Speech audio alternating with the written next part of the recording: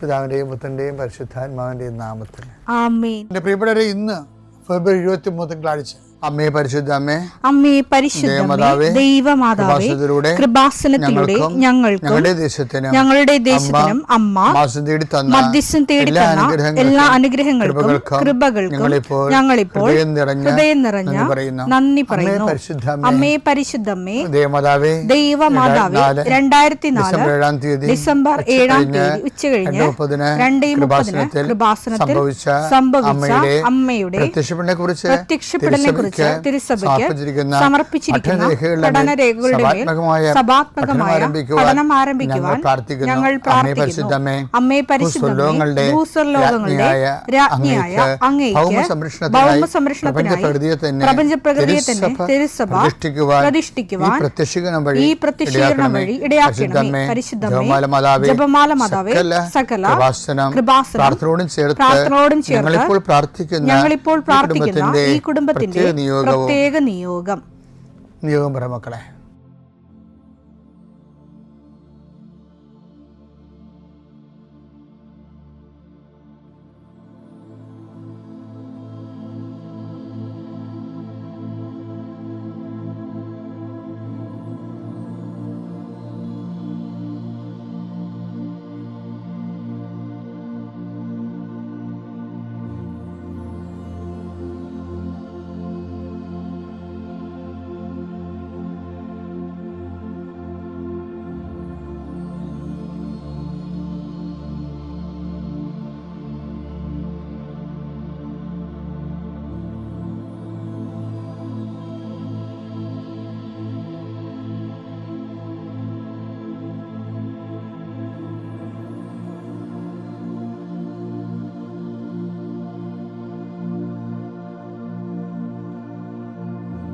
അമ്മയുടെ പ്രത്യക്ഷീകരണത്തിന്റെ ഈ അനുഗ്രഹവേളയിൽ ഞങ്ങൾക്ക് സാധിച്ചു തരുവാൻ കനിയണമേ. ആമേൻ. വിശ്വാസ പ്രമാണം. സർവശക്തനായ പിതാവും ആകാശത്തിന്റെയും ഭൂമിയുടെയും സൃഷ്ടാവുമായ ദൈവത്തിൽ ഞാൻ വിശ്വസിക്കുന്നു. അവിടുത്തെ ഏകപുത്രനും ഞങ്ങളുടെ കർത്താവുമായ ഈശോ മിശിഹായിലും ഞാൻ വിശ്വസിക്കുന്നു. ഈ പുത്രൻ പരിശുദ്ധാത്മാവിനാൽ ഗർഭസ്ഥനായി കന്യകാമറിയത്തിൽ നിന്ന് പിറന്ന് പൊന്തിയോസ് പീലാത്തോസിന്റെ കാലത്ത് പീഡകൾ സഹിച്ച് കുരിശിൽ തറയ്ക്കപ്പെട്ട് മരിച്ച് അടക്കപ്പെട്ട് പാതാളങ്ങളിൽ ഇറങ്ങി മരിച്ചവരുടെ ഇടയിൽ നിന്ന് 3-ാം നാൾ ഉയർത്ത് സ്വർഗത്തിലേക്ക് എഴുന്നള്ളി സർവശക്തിയുള്ള പിതാവായ ദൈവത്തിന്റെ വലതുഭാഗത്തിരിക്കുന്നു. അവിടെ നിന്ന് ജീവിക്കുന്നവരെയും മരിച്ചവരെയും വിധിക്കുവാൻ വരുമെന്നും ഞാൻ വിശ്വസിക്കുന്നു. പരിശുദ്ധാത്മാവിലും ഞാൻ വിശ്വസിക്കുന്നു. വിശുദ്ധ കത്തോലിക്കാ സഭയിലും പുണ്യവാന്മാരുടെ ഐക്യത്തിലും പാപങ്ങളുടെ മോചനത്തിലും ശരീരത്തിന്റെ ഉയർപ്പിലും നിത്യമായ ജീവിതത്തിലും ഞാൻ വിശ്വസിക്കുന്നു. ആമേൻ. സുഖസ്ഥനായ ഞങ്ങളുടെ പിതാവേ, അങ്ങയുടെ നാമം പൂജിതമാകണമേ. അങ്ങയുടെ രാജ്യം വരണമേ. അങ്ങയുടെ തിരുമനസ് സ്വർഗത്തിലെ പോലെ ഭൂമിയിലും ആകണമേ. അന്നു വേണ്ടുന്ന ആഹാരം ഇന്ന് ഞങ്ങൾക്ക് തരണമേ. ഞങ്ങളോട് തെറ്റ് ചെയ്യുന്നവരോട് ഞങ്ങൾ ക്ഷമിക്കുന്നത് പോലെ ഞങ്ങളുടെ തെറ്റുകൾ ഞങ്ങളോടും ക്ഷമിക്കണമേ. ഞങ്ങളെ പ്രലോഭനത്തിൽ ഉൾപ്പെടുത്തരുതേ, തിന്മയിൽ ഞങ്ങൾ രക്ഷിക്കണമേ. ആമേൻ. നന്മ നിറഞ്ഞ മറിയമേ, സ്വസ്തി. കർത്താവ് അങ്ങയുടെ കൂടെ സ്ത്രീകളിൽ അങ്ങ് അനുഗ്രഹിക്കപ്പെട്ടവളാകുന്നു. അങ്ങയുടെ ഉദരത്തിൻ ഫലമായി ഈശോ അനുഗ്രഹിക്കപ്പെട്ടവനാകുന്നു. പരിശുദ്ധ മറിയമേ, തമ്പുരാന്റെ അമ്മേ, പാപികളായ ഞങ്ങൾക്ക് വേണ്ടി ഇപ്പോഴും ഞങ്ങളുടെ മരണസമയത്തും തമ്പുരാനോട് അപേക്ഷിക്കണമേ. ആമേൻ. കർത്താവേ, നിന്റെ ഉന്നതമായ നാമത്തിന് സ്വസ്ത്രം ചെയ്യുന്നു. കർത്താവേ, നിന്റെ വിശുദ്ധ പൗരോഹിത്യത്തെ മഹത്വപ്പെടുത്തുന്നു. കർത്താവ്, 40 വർഷം ഞാൻ അർപ്പിച്ച കുർബാനയുടെ യോഗ്യതയാൽ കൃപാസനത്താറെ ജീവനോടെ പ്രത്യക്ഷപ്പെട്ട പരിശുദ്ധ അമ്മയുടെ മാധ്യസ്ഥത്തിൽ ഞാൻ മക്കളെ ഈശോ നാമത്തെ ആശീർവദിക്കുന്നു. ഈശോ ഇന്നീ പ്രാർത്ഥനയുടെ കുരിശിൻ്റെ ഒരു ആശീർവാദം കിട്ടിയിട്ട് തങ്ങളുടെ ജീവിതത്തിൻ്റെ ഉത്തരവാദിത്തങ്ങൾക്ക് പോകാൻ ആഗ്രഹിക്കുന്നവരെയാണ് ഈശോ ഞാനിപ്പോൾ പ്രധാനമായിട്ട് ഓർക്കുന്നത്. ഇന്നത്തെ യാത്രകളെല്ലാം ഞാൻ ആശീർവദിക്കുന്നു. നിൻ്റെ ഓരോ സംസാരവും നീ ആരോടൊക്കെ നിന്ന് സംസാരിച്ചാലും അതെല്ലാം നിനക്ക് അനുകൂലമായി വരാൻ ഞാൻ ആശീർവദിക്കുന്നു. നീ രേഖകൾ ഒപ്പിടുമ്പോഴേ കർത്താവിൻ്റെ ആശീർവാദം ഞാൻ നിനക്ക് നൽകുന്നു. നീ ഒരു പുസ്തകം വായിക്കുമ്പോഴേ, നീ എഴുതുമ്പോഴേ, നീ ഒരു രേഖ കൈമാറുന്നത് എല്ലാ പ്രക്രിയകളെയും കർത്താവിൻ്റെ നാമത്തിൽ ഞാൻ ആശീർവദിക്കുന്നു. നീ ഇന്ന് ആശുപത്രിയിലാണ് പോകണമെന്നുണ്ടെങ്കിൽ നിൻ്റെ ഡോക്ടർ നിൻ്റെ വിഷയങ്ങളെല്ലാം കേൾക്കുകയും കൃത്യമായ മരുന്ന് നിനക്ക് നിശ്ചയിച്ച് തരികയും കൃത്യമായ പ്രിസ്ക്രിപ്ഷൻ നൽകുകയും നല്ല ഡയഗ്നോസിസ് നടക്കാൻ വേണ്ടി, ഷാർപ്പ് ഡയഗ്നോസിന് വേണ്ടി എല്ലാ രോഗികളെയും ഈശോ നാമത്തിൽ ആശീർവദിക്കുന്നു. കർത്താവേ, നീ കഴിക്കുന്ന ഭക്ഷണം ഇന്ന് നീ ചിലപ്പോൾ പ്രാർത്ഥിക്കാതെ കഴിക്കാമായിരിക്കും, പെട്ടെന്ന് കഴിക്കുമായിരിക്കും, സാരമില്ല. എങ്കിലും നീ ഓർത്താലും ഓർത്തില്ലേലും നീ ഇന്ന് കഴിക്കാൻ പോകുന്ന മുഴുവൻ ഭക്ഷണപദാർത്ഥങ്ങളെ, നീ ഇന്ന് കുടിക്കാൻ പോകുന്ന മുഴുവൻ പാനീയങ്ങളെ, ശുദ്ധവെള്ളം ഉൾപ്പെടെ കർത്താവിൻ്റെ നാമത്തിൽ പിതാവിൻ്റെയും പുത്രൻ്റെയും പരിശുദ്ധനാമത്തിൽ ആശീർവദിക്കുന്നു. എൻ്റെ പ്രിയപ്പെട്ടവരെ, സഭയിലെ നോൻപ് ആരംഭിച്ചിരിക്കുകയാണ്. നമ്മളെല്ലാവരും നോൻപ് ജീവിതത്തിലാണ്.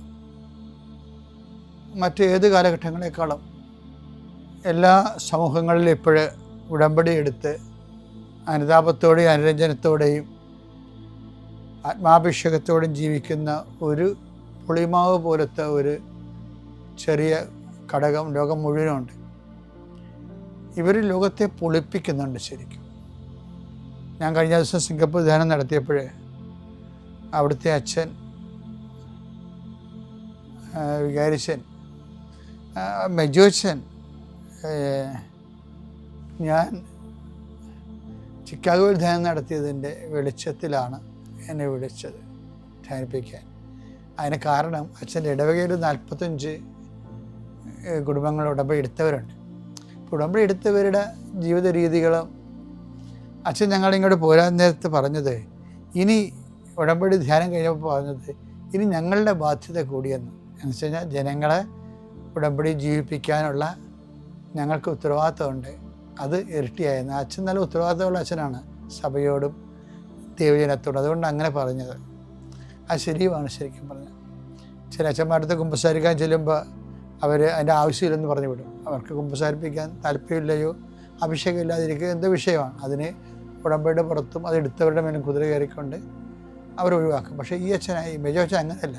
മെജോച്ചൻ പറഞ്ഞത്, ഞങ്ങളുടെ ബാധ്യത കൂടി ഇനി അത് ദൈവത്തോട് അടുത്ത് നിന്ന് ദൈവത്തിന് വേണ്ടി ജീവിക്കണമെന്ന് ജനങ്ങളെ വിശുദ്ധീകരിച്ച് ശക്തീകരിച്ച് ജനങ്ങളുടെ കൂടെ ദൈവത്തിൻ്റെ കൂടെ സ്വർഗീയ ജെറുസലേമിലേക്ക് പോകണമെന്ന് ആഗ്രഹിക്കുന്ന ഇടവക വികാരിമാർ അങ്ങനെ പറയും. പക്ഷെ എന്താ പ്രശ്നം വെച്ച് കഴിഞ്ഞാൽ അച്ഛനെയും മെജോച്ചനെയും അവിടെ ഉടമ്പടി എടുത്ത് ജീവിച്ച ആൾക്കാരെ കണ്ടപ്പോഴാണ് ഇതൊരു നല്ല ജീവിത രീതിയാണല്ലോ എന്ന് മനസ്സിലാക്കിയത്. ഉടമ്പടി ഒരു ധ്യാനമല്ല, ഒരു ജീവിത രീതിയാണ്. ദൈവമായിട്ട് ഉടമ്പടി ജീവിക്കുക, അത് സുവിശേഷത്തിൻ്റെ ആദ്യകാലം മുതലേ ഉള്ളതാണ്. ഞാൻ ഈ വിഷയമെല്ലാം പറയുന്നതും ഡെയിലി ബ്രെഡെല്ലാം പറയുന്നതിൻ്റെ പിന്നിൽ ഉടമ്പടി എടുത്ത് ജീവിച്ചവർക്ക് എല്ലാ ദിവസവും ആത്മീയമായ ഭക്ഷണം കിട്ടുക എന്നുള്ള ഉദ്ദേശത്തിൽ തന്നെയാണ്. അല്ലാതെ ഉടമ്പടി എടുക്കാതെ കേൾക്കുന്നവർക്ക് ഉടമ്പടി എടുക്കാനുള്ള ഒരു കൊതിയും താല്പര്യവും ഉണ്ടാകണം. ഞാൻ എന്താ പറഞ്ഞു വരുന്നതിൻ്റെ അർത്ഥം എന്ന് വെച്ച് കഴിഞ്ഞാൽ, ഈ നോൻപ് കാലത്ത് ചില മനുഷ്യർ നമ്മൾ ജീവിച്ചു വരുമ്പോൾ ഇങ്ങനെ ജീവിച്ചു വരത്തില്ലേ. അപ്പം ജീവിതത്തിൽ പല പല കാലാവസ്ഥകളും കുടുംബങ്ങളിൽ പല പല ന്യൂനമർദ്ദങ്ങളും ഒക്കെയാണല്ലോ. അങ്ങനെ വരുമ്പോൾ പെട്ടെന്ന് നമ്മുടെ ആത്മീയ ശൈത്യം ഉണ്ടാകും. കുളിരിൻ്റെ കാലം ഉണ്ടാകത്തില്ലേ, എത്ര പുതച്ചാലും വിറച്ചുകൊണ്ടിരിക്കും. ആത്മീയ ശൈത്യങ്ങളുടെ കാലഘട്ടം ഉണ്ടാകും. അപ്പോൾ നമ്മൾ ആത്മീയ ജീവിതത്തിൽ ആ ശൈത്യത്തെ അഡ്രസ്സ് ചെയ്ത് മുന്നോട്ട് പോകാൻ ആത്മീയ പരിചരണം കിട്ടാത്തവരാണെങ്കിൽ ബാക്കിലായി പോകും. ചിലപ്പോൾ ചില പാപസാഹചര്യങ്ങൾ കൊണ്ട് ആൾക്കാർ ബാക്കിലായി പോകും. ഞാൻ ഈ ദിവസങ്ങളിൽ പള്ളിയിൽ പറയായിരുന്നു, അതായത് നോൻപെന്ന് പറയുമ്പോൾ എൻ്റെ മനസ്സിൽ വന്ന ചിന്തയെന്ന് പറയണത്, നമ്മൾ ഇടവ പള്ളിയിലോട്ട് പോകുന്നു, അപ്പനും മക്കളും എല്ലാവരും കൂടി. അപ്പോൾ പലർക്കും നടക്കാനുള്ള ശേഷി പലതാണ്. നമ്മുടെ കുഞ്ഞുങ്ങൾ 3 വയസ്സുകാരും 4 വയസ്സുകാരും ഒക്കെ നമ്മുടെ കയ്യെപ്പിടി നടക്കുന്നുണ്ടെങ്കിൽ ചില സമയത്ത് അവർ പുറകിലായി പോകും. അവരത് നോക്കി കണ്ട് പൂ കണ്ടും പുഷ്പം കണ്ടും ഒക്കെ നിൽക്കണത്, കിള്ളാൻ നോക്കണത്, പൂ തുമ്പിയെ കണ്ട് അതിൻ്റെ പുറകെ വായുമ്പൊടുത്ത് നിൽക്കണൊക്കെയാണ് സംഭവം. പക്ഷെ അവർ പുറകിലായി പോകും. അപ്പോഴെന്ത് ചെയ്യും? കുഞ്ഞുങ്ങൾ പുറകിലായി പോയാൽ എന്ത് ചെയ്യും? മാതാപിതാക്കന്മാരവിടെ നിൽക്കും. ആ മക്കൾ സ്വന്തമായിട്ട് നടന്ന് അവരുടെ ഒപ്പം എത്താൻ വേണ്ടി അവർ വെയിറ്റ് ചെയ്യും സ്നേഹത്തോടെ. എനിക്ക് പലപ്പോഴും തോന്നിയിരിക്കുന്ന നോൻപ് ദൈവം നിൽക്കണ ഒരു സമയമാണ്. അപ്പം നമ്മൾ പുറകിലായി പോയെങ്കിൽ നമുക്ക് സ്നേഹപ്രവർത്തകളിലൂടെ, പുണ്യപ്രവർത്തികളിലൂടെ, സുവിശേഷ സാക്ഷ്യങ്ങളിലൂടെ നമുക്ക് മുമ്പിൽ വരാൻ കഴിയണം. അത് നമ്മുടെ തന്നെ ഒരു ശ്രമമുണ്ട് അതിൻ്റെ അകത്ത്. അതുപോലെ ദൈവത്തിൻ്റെ ഒരു ശ്രമമുണ്ട്. അപ്പം അതല്ലേ നമ്മൾ പ്രഭാഷകൻ 33:16 ഒടുവിലാണ് ഞാൻ ഉണർന്നതെന്നൊക്കെ പറയത്തില്ലേ. പ്രഭാഷകൻ 33:16. ഒടുവിലാണ് ഞാൻ ഉണർന്നത്. കാലാപെറുക്കുന്നവനെ പോലെ ഞാൻ മുന്തിരിപ്പഴം ശേഖരിക്കുന്നവരുടെ പിന്നിലായി. എന്നാൽ കർത്താവിന്റെ അനുഗ്രഹം നിമിത്തം ഞാൻ മുൻപന്തിയിലെത്തി. മുന്നിലായി പോയ അനുതാപകാലത്തിലെ മുൻപ് കാലത്ത് ആത്മീയ ജീവിതത്തിൽ നമ്മളുടെ അസസ്മെന്റ് നടത്തുമ്പോൾ നമ്മൾ ആത്മീയ ജീവിതത്തിൽ പുറകിലായി പോയാൽ നമ്മൾ ശ്രമിക്കുന്നത് പോലെ തന്നെ ദൈവത്തിനൊരു പങ്കുണ്ട് അവിടെ. എന്താണ് ദൈവം? നമ്മൾ ദൈവത്തോട് കർത്താവേ എനിക്ക് കരകയറാൻ പറ്റണില്ല, എനിക്ക് ഈ നോൻപ് കാലത്തിന് ചൈതന്യത്തിന് ഒപ്പം എത്താൻ പറ്റണില്ല എന്ന് പറഞ്ഞാൽ കർത്താവ് എന്നെ മുന്നിലാക്കിയെന്നാണ് ഈ പ്രഭാഷകൻ പറയുന്നത്. അപ്പോൾ കർത്താവാണ് നമ്മളെ മുന്നിലാക്കുന്നത്. അതുകൊണ്ടാണ് അതിനെ അനുദപിക്കാനുള്ള അനുഗ്രഹം എന്ന് പറയിച്ചിരിക്കും. ആദിമസഭയിൽ അങ്ങനെ ഉണ്ടായിരുന്നു. അപ്പോസ്തല പ്രവർത്തനങ്ങൾ 11:18. ജീവനിലേക്ക് നയിക്കുന്ന അനുതാപം വിജാതിയർക്കും ദൈവം പ്രദാനം ചെയ്തിരിക്കുന്നു എന്ന് പറഞ്ഞുകൊണ്ട് അവർ ദൈവത്തെ മഹത്വപ്പെടുത്തി. അപ്പൊ ദൈവം പ്രദാനം ചെയ്യും ജീവനിലേക്ക് നയിക്കുന്ന അനുതാപം. ഇപ്പൊ കലാപറക്കുന്നവരെപ്പോലെ ഞാൻ പിന്നിലായി പോയി, കർത്താവ് എന്നെ അനുഗ്രഹിച്ച് എല്ലാവർക്കും മുന്നേ എത്താൻ സഹായിച്ചെന്നവർ. അപ്പോൾ ഇൻ കേസ് അത്യാവശ്യ ജീവിതത്തിൽ നീ പുറകിലായി പോയി എങ്കിൽ നീ പ്രാർത്ഥനയിലെ, പരിശ്രമത്തിലെ, പ്രത്യാശയിലെ കർത്താവിൻ്റെ തിരുസന്നിധിയിൽ കർത്താവെ എന്നെ നോൻപിൻ്റെ അരൂപിയാൽ അഭിഷേകം ചെയ്യണമേ, നഷ്ടപ്പെട്ട ആധ്യാത്മിക ചൈതന്യം തിരിച്ചു പിടിക്കാൻ എന്നെ സഹായിക്കണമെന്ന് ചോദിച്ചാൽ, നീ പ്രാർത്ഥിച്ചാൽ തീർച്ചയായിട്ടും നിനക്ക് ഒപ്പമെത്താൻ കഴിയും. ദൈവം നിങ്ങൾ അനുഗ്രഹിക്കട്ടെ.